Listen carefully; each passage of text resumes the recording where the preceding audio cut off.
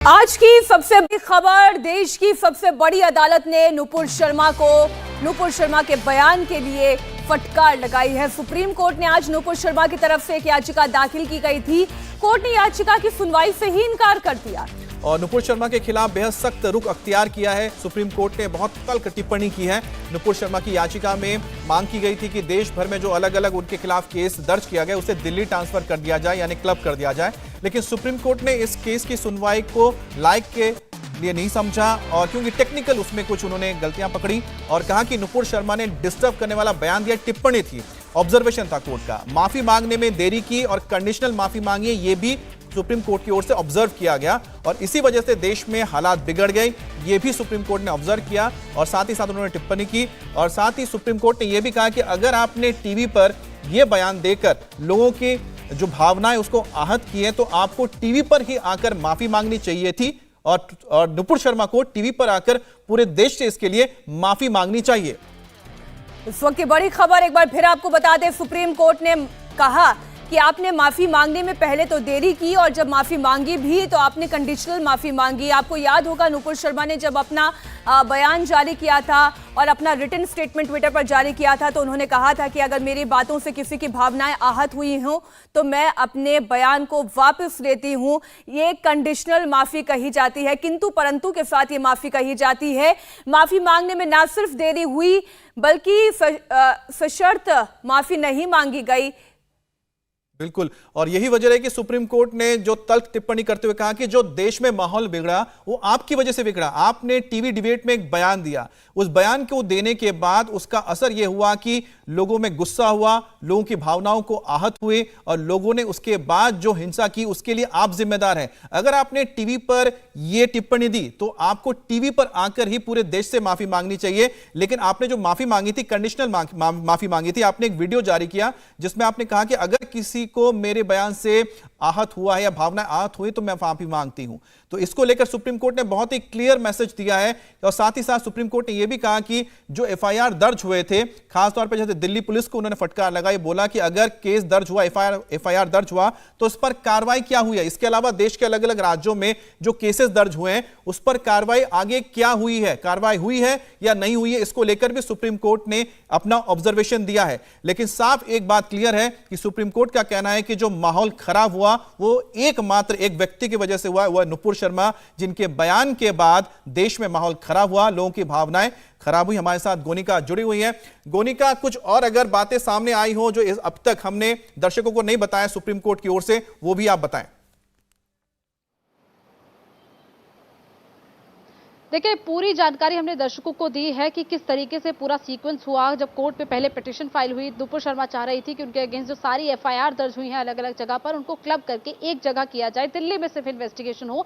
लेकिन कोर्ट ने उस पर बात भी नहीं की। कोर्ट ने सिर्फ कहा कि कोर्ट ने सिर्फ इतना इंक्वायर किया कि कहाँ एफआईआर दर्ज हुई है, दिल्ली में कौन सी एफआईआर है, सिर्फ उसका इंक्वायरी किया। उसके बाद कोर्ट ने कहा कि अगर आपको एफआईआर को क्लब करवाना है तो आप हाईकोर्ट का अप्रोच करें। लेकिन सबसे इंपॉर्टेंट कोर्ट की वो टिप्पणियां थी जो कोर्ट ने आज नुपुर शर्मा पर लगातार की। कोर्ट ने जब शुरुआत की तो सीधा यही कहा कि नुपुर शर्मा आखिर एक रिस्पॉन्सिबल पर्सन होकर, एक रिस्पॉन्सिबल पार्टी की स्पोक्सपर्सन होकर ऐसा कैसे बोल सकती हैं, इस तरीके के रिमार्क्स वो टीवी पर कैसे दे सकती हैं। और इसीलिए कोर्ट ने जो पूरे देश में इस वक्त इंसिडेंट हो रहे हैं उसके लिए नुपुर शर्मा को जिम्मेदार ठहराया। इसके अलावा कोर्ट ने नुपुर शर्मा की उस पिटीशन के कंटेंट पर भी सवाल उठाए। कोर्ट ने कहा कि जिस तरीके का ये पिटीशन है उसमें जो चीजें कही गई हैं उसमें ऐसा लगा है नुपुर शर्मा का एरोगेंस दिख रहा है और वो तमाम जो देश के मजिस्ट्रेट्स हैं उनको बहुत छोटा समझ रही हैं अपने सामने। यही वजह रही कि कोर्ट ने उस पिटीशन को एंटरटेन करने से इनकार कर दिया। कोर्ट ने मना कर दिया कि कोर्ट उस पर सुनवाई नहीं करेगा और लिबर्टी दे दिया कि बाकी की लीगल रेमेडीज यानी कि वो हाईकोर्ट का अप्रोच कर सकती हैं जो लीगल एस्पेक्ट है उसको लेकर। वहीं नुपुर शर्मा की तरफ से बार बार ये कहा जा रहा था कि उनको प्रोवोक किया गया, प्रोवोकेशन में ये बयान उनकी तरफ से निकला। लेकिन कोर्ट ने ये साफ कहा कि अगर आपको लगा कि डिबेट का मिसयूज हुआ है तो आपको पहले ही एंकर के खिलाफ एफआईआर दर्ज करवानी चाहिए थी, और आपने जिस तरीके का रिमार्क दिया उसके बाद आपको पूरे देश से माफी मांगनी चाहिए थी टीवी पर। और कोर्ट ने यह भी कहा कि इस तरीके से गैर जिम्मेदाराना जो आपकी तरफ से व्यवहार किया गया, आप एक पद पर रहते हुए ऐसा कैसे बोल सकती हैं। तो जाहिर तौर पर आज कोर्ट की तरफ से पूरी सख्ती नुपुर शर्मा को लेकर की गई, और कोर्ट ने यह साफ तौर पर कहा कि उदयपुर की घटना के लिए भी नुपुर शर्मा जिम्मेदार है। वहीं नुपुर शर्मा की तरफ से बार बार कहा जा रहा था कि वो एक देश की सिटीजन है, इस देश की सिटीजन है और लॉ के तहत उनको प्रोटेक्शन मिलना चाहिए, क्योंकि जिस तरीके से थ्रेट मिल रहे हैं। लेकिन कोर्ट ने उसको एंटरटेन नहीं किया। कोर्ट ने साफ तौर पर कहा कि आपने अगर ऐसा बयान दिया है तो आपको माफी भी टीवी पर मांगनी चाहिए थी। और नुपुर शर्मा की तरफ से जो पिटीशन फाइल की गई उसका कंटेंट, इसके अलावा जो माफी जिस तरीके से मांगी गई सिर्फ सोशल मीडिया हैंडल पर, उसको लेकर कोर्ट खासतौर पर कोर्ट की तरफ से नाराजगी जताई गई कि आपने अगर माफी मांगी भी वो माफी आपने कंडीशनली मांगी। आपने ये कहा कि अगर लोगों के रिलीजियस सेंटिमेंट हर्ट हुए हैं जिनके, मैं उनसे माफी मांगती हूं। आपने ये नहीं कहा कि आपने गलत बोला है इसीलिए आप माफी मांगती हैं। और जो विड्रॉल आपने लिया अपने स्टेटमेंट का, वो बहुत देर बाद लिया। दिल्ली पुलिस को लेकर भी बहुत तल्ख टिप्पणी सुप्रीम कोर्ट ने की है, हमें उसका भी जिक्र करना चाहिए। गौनिका, दिल्ली पुलिस ने नुपुर शर्मा के लिए रेड कारपेट बिछा रखा है। अगर एंकर ने उकसाया तो उसके खिलाफ भी एफआईआर हो, यह भी सुप्रीम कोर्ट ने कहा। नुपुर शर्मा ने याचिका दायर कर कहा था कि सभी एफआईआर दिल्ली ट्रांसफर की जाए, लेकिन सुप्रीम कोर्ट ने पूछा आपने इस तरीके के बयान क्यों दिए। नुपुर शर्मा की तरफ से कहा गया कि उन्होंने तुरंत माफी मांगी थी और बयान वापस लिया था, लेकिन कोर्ट ने इस पर भी कहा कि टीवी पर आकर माफी मांगनी चाहिए थी। नुपुर शर्मा की तरफ से दलील दी गई कि डिबेट में दूसरी तरफ से भड़काया गया था। इस पर फिर कोर्ट ने कहा आपने एफआईआर क्यों नहीं दर्ज कराई। नुपुर शर्मा की दलील थी कि दूसरे राज्य में जाना सुरक्षित नहीं है। अदालत ने पूछा कि क्या आपकी नजर में देश के मजिस्ट्रेट छोटे हैं। बहुत नाराज सुप्रीम कोर्ट आज नुपुर शर्मा से नजर आई। गौनिका, बिल्कुल, ये सारी टिप्पणियां कोर्ट की तरफ से की गई और नुपुर शर्मा ये बार बार कह रही थी कि जो डिबेटर थे, यानी कि जो दूसरे डिबेट जो प्रवक्ता थे उस डिबेट में, उनकी तरफ से उकसाया गया, जिसके बाद प्रोवोकेशन में ये बयान दिया गया। लेकिन कोर्ट ने साफ कहा कि आपको लगता है कि अगर उस डिबेट का मिसयूज हुआ तो आपको एफआईआर करवानी चाहिए थी, आपको पहले ही इस मामले में कार्रवाई कर लेनी चाहिए थी। लेकिन जिस तरीके से पूरी घटनाएं होती गई उसके बाद माफी मांगी, उस पर कोर्ट ने नाराजगी जताई कि आपने माफी मांगने में बहुत देर कर दी। वही दिल्ली पुलिस से पूछा कि दिल्ली में कौन सी एफआईआर रजिस्टर हुई है, तारीख बकायदा कोर्ट ने पूछी दिल्ली पुलिस की तरफ से बकायदा कि 28 मई को केस रजिस्टर हुआ था। उस पर भी नुपुर शर्मा को लेकर कोर्ट ने टिप्पणी की कि बिल्कुल आप जांच में जाएंगे। नुपुर शर्मा की तरफ से कहा गया कि वो जांच में पूरा सहयोग करेंगी, लेकिन उस पर कोर्ट ने कहा कि बिल्कुल आपके लिए तो पुलिस रेड कारपेट बिछा कर रखेगी। तो ये सारी टिप्पणियां आज सिर्फ और सिर्फ नुपुर शर्मा पर केंद्रित थी। दिल्ली पुलिस से जरूर कोर्ट ने इंक्वायर किया कि आखिर क्या आपने केस रजिस्टर किया है, क्या उस पूरे मामले में इंक्वायरी हुई है। तो दिल्ली पुलिस को भी कोर्ट ने कटघरे में खड़ा किया, लेकिन आज जो पूरी दलीलें वो केंद्रित थी, जो पूरी टिप्पणियां वो केंद्रित थी, वो सिर्फ और सिर्फ नुपुर शर्मा पर थी। सुप्रीम कोर्ट की ओर से टिप्पणियां की गई, लेकिन जो बचाव पक्ष यानी कि जो वकील नुपुर शर्मा की ओर से गए थे, वो अपने क्लाइंट की या फिर उनके जो मौकिल हैं उनको लेकर उन्होंने एक बचाव में क्या वो टिप्पणियां की जो सुप्रीम कोर्ट ने सुनी भी या फिर खारिज ही करते रहे पूरी तरह से। देखिए, सबसे पहले हवाला दिया गया कि लीगल एस्पेक्ट का, कि अगर कोई एक मामला होता है, उस मामले में अगर एक एफआईआर रजिस्टर होती है तो दूसरी एफआईआर रजिस्टर नहीं हो सकती है, और इसके लिए पुराने जजमेंट्स का हवाला दिया गया कि इसीलिए वो चाह रहे हैं कि सिर्फ एक एफआईआर हो, जो इन्वेस्टिगेशन है वो सिर्फ एक जगह पर हो। लेकिन कोर्ट ने उस पर यह कहा कि अगर आप लीगल एस्पेक्ट की बात कर रहे हैं तो आप हाईकोर्ट चले जाइए, आप हाईकोर्ट में भी जाकर ये कह सकते हैं, ये मामला जो है वो आप हाईकोर्ट लेकर जाइए, वहां आप कहिए कि आपके खिलाफ 2 या 3 एफआईआर हैं, उसको एक में क्लब कर दिया जाए, आप यहां पर क्यों आए हैं। और इसके बाद यह भी कहा कि वो एक इस देश की सिटीजन है, लॉ के तहत नुपुर शर्मा को प्रोटेक्शन मिलना चाहिए। मनिंदर सिंह जो कि नुपुर शर्मा के एडवोकेट है, उनकी तरफ से कहा गया कि उनको प्रोटेक्शन मिलना चाहिए और इसीलिए वो कोर्ट आई हैं। लेकिन कोर्ट ने किसी भी तरीके का प्रोटेक्शन देने से, एफआईआर को क्लब करने से पूरी तरह इनकार कर दिया। प्रोवोकेशन को लेकर दलील दी गई कि उनको प्रोवोक किया गया नुपुर शर्मा को, उसके बाद इस तरीके का बयान आया। जो डिबेटर दूसरे थे उस डिबेट में, उनकी तरफ से बार बार प्रोवोक किया किया जा रहा था, जिसके बाद नुपुर शर्मा ने ऐसा बयान दे दिया। लेकिन कोर्ट ने यह साफ तौर पर कहा कि अगर ऐसा हुआ, मिसयूज हुआ उस डिबेट का, तो आपको एंकर के खिलाफ एफआईआर करवानी चाहिए थी। आपने ऐसा जब बयान दिया, आप एक पार्टी की स्पोक्सपर्सन हैं और एक स्पोक्सपर्सन होने के नाते आपको कोई लाइसेंस नहीं दिया गया है कि आप इस तरीके के बयान देकर पूरे देश में आग लगा दे। और कोर्ट ने साफ तौर पर कि आप इस तरीके आपके बयान से पूरे देश में आग लगी हुई है। जी गौनिका, इस आज सुप्रीम कोर्ट के पूरे ऑब्जर्वेशन, इतनी तल्ख टिप्पणियों के बाद एक बात तो समझी जा सकती है कि आज सुप्रीम कोर्ट से सभी नेताओं को हम ये कहें, प्रवक्ताओं को हम ये कहें, या जिम्मेदार पदों पर बैठे हुए उन लोगों के लिए हम ये कहें कि एक मैसेज जाता है सुप्रीम कोर्ट से कि अगर आप जिम्मेदार पद पर बैठे हुए हैं तो ऐसा नहीं आप कुछ भी बोल जाएं, और अगर आप बोल भी देते हैं तो आपको फौरन माफ़ी मांगनी चाहिए, अपने कृत्य पर शर्मिंदा होना चाहिए, क्योंकि किसी की कही हुई कोई बात देश में आग भी लगा सकती है, उसका गलत फायदा भी उठाया जा सकता है। अब जैसे उदयपुर की घटना को ही हम ले लें, कैसे नुपुर शर्मा के एक बयान को इस्तेमाल करके एक धर्म के लोगों को प्रोवोकेट किया गया और उसके बाद फिर समाज में एक तरीके की वैमनस्यता फैलाने की कोशिश की गई। वो बयान तो कुछ सेकंड का था, लेकिन उसके बाद उसका इस्तेमाल किस तरीके से किया गया, ये सोचने वाली बात है।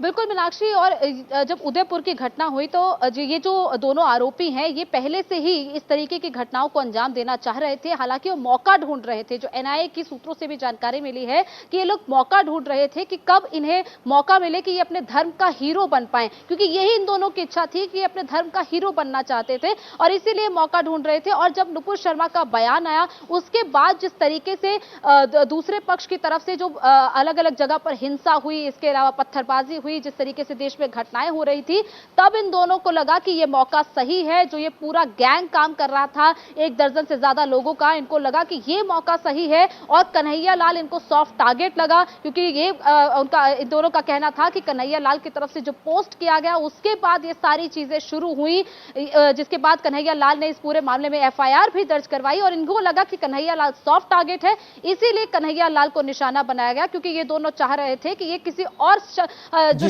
शख्सियत है उनको भी निशाना बनाए, लेकिन वो इनकी पहुंच से दूर थी। तो कहीं ना कहीं नुपुर शर्मा के बयान का इस्तेमाल ही इस पूरी घटना को अंजाम देने के लिए किया गया। जो ये लोग, जो ये पूरा गैंग एक्टिव था, जिसका जिक्र मीनाक्षी ने किया कि घटना को अंजाम देना चाहता था, अगर आप जिम्मेदारी वाले नुपुर पद पर शर्मा के हैं बयान का, तो आपके बयान का कब कौन कैसे इस्तेमाल कर जाए आपको नहीं पता है, लेकिन उसका जो इस्तेमाल होता है वो पॉजिटिव भी हो सकता है, नेगेटिव भी हो सकता है। नेगेटिव इस वक्त हम देख रहे हैं कि किस तरह से पूरे देश में उपद्रव मचा के किया जा रहा है। उदयपुर उसकी एक जीती जागती घटना है। लेकिन एक बात बताइए, जो टिप्पणी अब दिल्ली पुलिस को लेकर आई है, क्या इसके बाद आपको लग रहा है कि ना सिर्फ दिल्ली पुलिस बल्कि चाहे वो बंगाल हो, चाहे महाराष्ट्र हो, हर जगह पे जहां केस दर्ज हुआ है, क्या वहां पर कुछ अब एक्शन होगा नुपुर के खिलाफ? क्या होता है जब टिप्पणी आती है इस तरह से कोर्ट के बाद, तो क्या करती है पुलिस?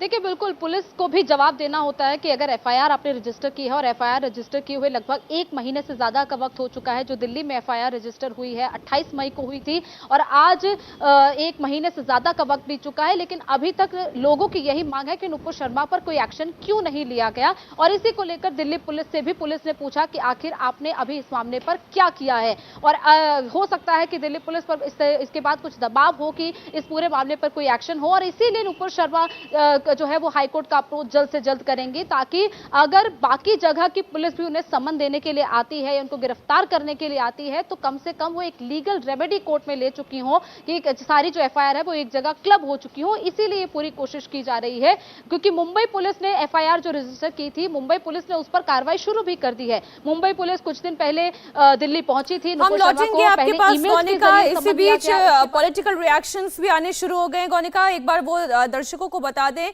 कांग्रेस का फर्स्ट रिएक्शन सुप्रीम कोर्ट की तल्ख टिप्पणी के बाद बीजेपी पर हमला बोला है। कांग्रेस ने देश से माफी मांगे। नुपुर शर्मा, कांग्रेस की ओर से पहला बयान, आइए सुनाते हैं।